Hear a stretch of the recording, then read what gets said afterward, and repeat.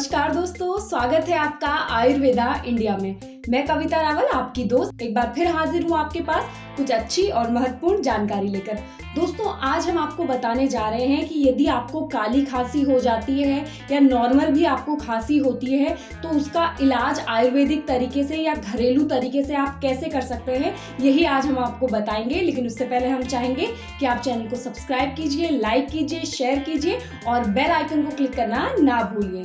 दोस्तों, आज हम आपको बताने जा रहे हैं कुछ ऐसा घरेलू नुस्खा, कुछ ऐसा आयुर्वेदिक औषधि हम आपको बताने जा रहे हैं जिससे कि आपकी जो खांसी है, चाहे कितनी पुरानी खांसी है, काली खांसी है, वो जड़ से खत्म हो जाएगी ये नुस्खा यदि आप अपनाते हैं तो दोस्तों उसके लिए सबसे पहले आपको क्या करना है कि कहीं पे भी अगर आपको केले का प्लांट मिलता है और उसकी जो पत्तियां होती हैं, सूखी पत्तियां खासतौर पे आपको इसमें लेनी है, इस्तेमाल में आपको करनी है।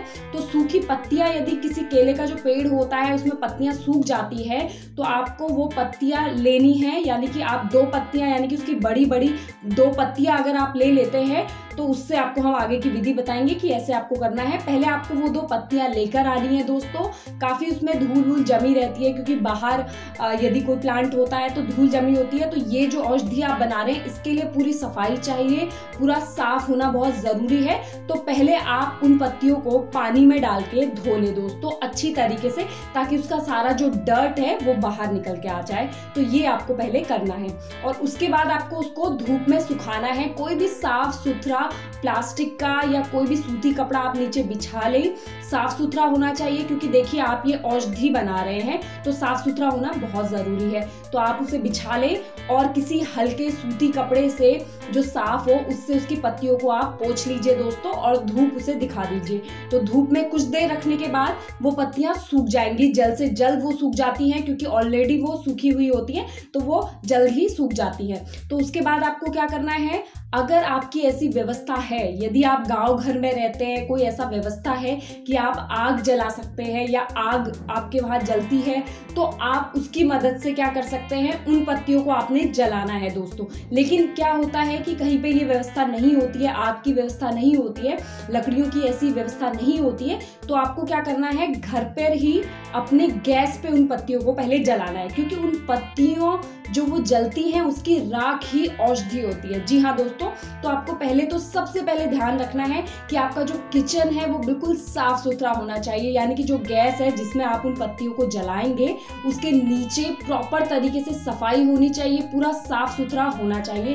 ताकि अगर जलाते वक्त पत्तियां नीचे भी अगर उसकी राख गिरती है, क्योंकि आपको उसको समेटना है, अगर वो नीचे भी गिरती है तो वो साफ सुथरी रहे, उसमें किसी भी चीज की डर्ट की मिलावट ना हो। तो आपको सफाई का ध्यान रखना है। उसके बाद आपको थोड़ा थोड़ा करके उन पत्तियों को जलाना है और एक थाली में या प्लेट में, कोई भी बड़ा बाउल है उसमें आपको एकत्र करना है। वो नीचे भी अगर गिरते हैं तो अगर सफाई है तो आप समेट के उसे आसानी से उस बाउल में या प्लेट में आप रख लीजिए जब तक वो राख ना बन जाए, मतलब काली राख बन जाती है उन पत्तों की, तो वो राख ही औषधि है। फिर आपको क्या करना है, उसमें जो बच जाता है, जो ज्यादा तरीके से नहीं जला होता है, वो आपको बाहर फेंक देना है और जो पूरी तरीके से राख बन चुका है उसे आपको एकत्र कर लेना है। उसके बाद आपको उसे थोड़ा सा छन्नी में छान लेना है बहुत बारीक तरीके से, ताकि जो आपकी राख नीचे बचे वो बहुत बारीक हो, बहुत स्मूथ उसका टेक्सचर हो। ये नहीं कि आगे जितना वो बचा है उसमें आपको डायरेक्टली नहीं करना है, उसको पूरा छान लेना है। तो जितना भी कूड़ा बचता है उसे आप फेंक देंगे और बाकी जो बारीक आपकी जो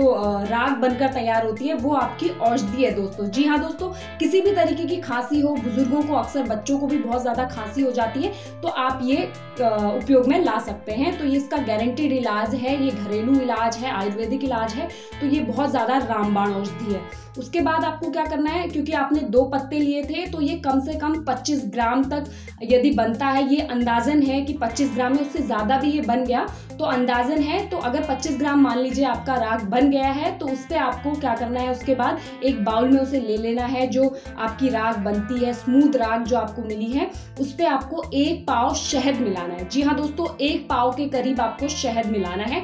अकॉर्डिंग टू योर राख की कितनी वो बनी हुई है उसके हिसाब से आपको शहद मिलाना है। 1 पाव आपको शहद उसमें मिलाना है, या उससे ज्यादा अगर आपकी क्वांटिटी ज्यादा है तो ज्यादा आप शहद मिलाएंगे।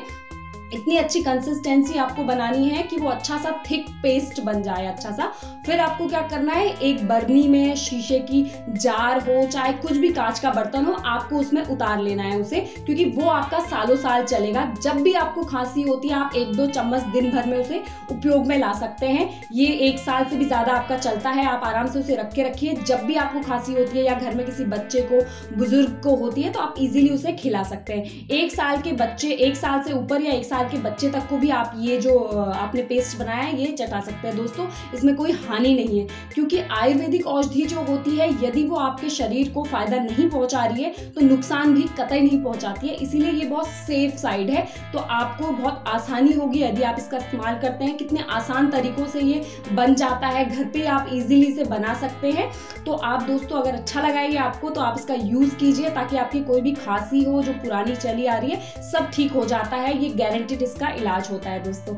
अगर आपको जानकारी अच्छी लगी है दोस्तों तो इसे खूब शेयर कीजिए, ताकि औरों तक भी ये जानकारी पहुंच पाए। तब तक के लिए जुड़े रहिए आयुर्वेदा इंडिया के साथ। स्वस्थ रहें, मस्त रहें।